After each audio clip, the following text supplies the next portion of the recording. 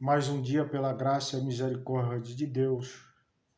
Quero saudar a todos com a paz do nosso Senhor e Salvador Jesus Cristo, trazendo o pão do céu, uma palavra de Deus para o seu coração. E hoje, nesse quinto dia, vamos falar do quinto pecado capital. Não estou seguindo a ordem dos 7 pecados na sequência. Então, o quinto dia, hoje nós vamos falar sobre a gula. A leitura de hoje, para nós meditarmos sobre esse assunto, é Provérbios, capítulo 23, versículo de 1 a 3, que diz assim: Quando te assentares a comer com um governador, atenta bem para o que se põe diante de ti, e põe uma faca à tua garganta. Se tu és um homem glutão, não cobices os seus manjares gostosos, pois é comida enganadora.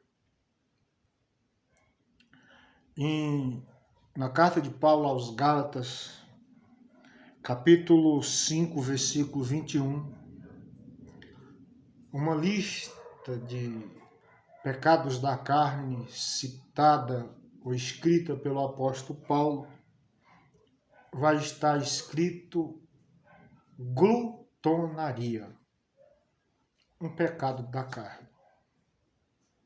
É tanto que se você oferecer a picanha que ele gosta, assada na brasa, ou não importa a comida, e oferecer para um defunto, ele não vai aceitar, porque ele não está vivo.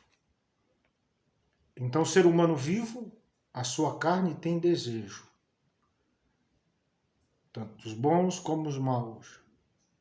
Desejos bons e maus, né?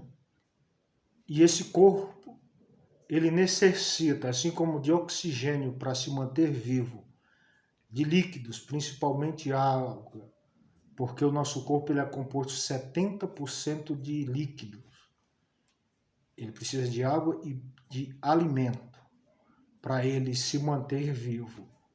Se ele não se alimentar, daí varia de pessoa para pessoa a resistência, então talvez aguenta 10 dias, outro 15, outro 20, mas se ele não se alimentar, ele morre, ele falece.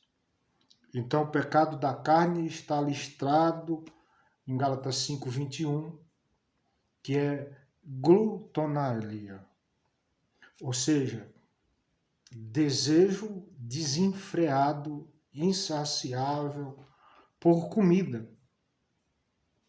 Tem pessoas que, se está nervosa, come. Se está triste, come. Se está com raiva, come. Se ela não tem coragem para enfrentar o problema, aí ela desconta na comida. E o sábio Salomão disse que se você é uma pessoa glutão, ou seja, não tem controle na sua comida, se você for convidado para jantar na casa de um governador, vendo uma mesa preparada com todo tipo de comida saborosa, ele aconselha você colocar uma faca na sua garganta para ter controle. Eu escuto muito isso, olha, crente não bebe, não fume, não joga, mas come que é uma benção. E infelizmente, tudo aquilo que nos domina passa a ser nosso Senhor e nós passamos a ser escravos. Vendo alguns vídeos de programa sobre obesidade mórbida, um ser humano chegar a pesar 400 quilos, já pensou nisso? Ela vive só para comer. chega um ponto que se torna doença. É tanto que Provérbios 23, 21 diz que o beberrão e o comilão cairão em pobreza. Tem gente que vive para comer e ele não se sacia. Jesus diz no Evangelho de João, capítulo 6, versículo 35. Eu sou o pão do céu. Todo aquele que crê em mim nunca terá fome. Nesse quinto pão do céu, falando sobre glutonaria, a Bíblia nos aconselha a gente ter domínio próprio, que é um dos frutos do Espírito Santo, para você até educar seu apetite, para o quê? Para você não pecar. Porque a Bíblia diz que os glutões, ou seja, a pessoa que come sem estar com fome, a Bíblia diz que isso é pecado. Olha que coisa séria. A pessoa que come sem estar com fome é pecado. E diz que os glutões não entram no céu.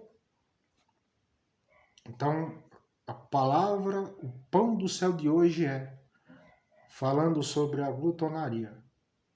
Peça a Deus domínio para controlar o seu apetite, para você, como é que se diz, ter uma vida saudável. Porque a Bíblia manda a gente cuidar do nosso corpo, porque ele é morada do Espírito Santo.